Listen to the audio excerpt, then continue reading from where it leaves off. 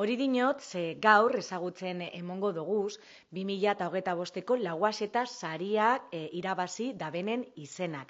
Sariokaz, erakundeak pertsonei, kolektiboei zein entidadei errekonozimendu publikoa egiten deutze, euskera eta euskal kulturea sustatu, edatu eta normalizeteko ahaleginean nabarmentzeagatik.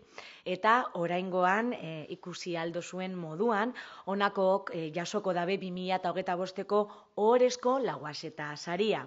Benito Lertxundi eta Jose Angel Irigarai Bizkaia maite kanteagatik.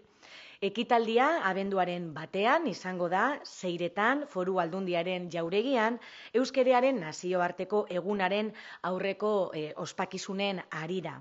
Esan behar deutzuet, ordea, saritu biok arrazoi pertsonalak dirala eta ezin izango dirala gugaz egon egun horretan, baina ordezkariak bialduko da bezala.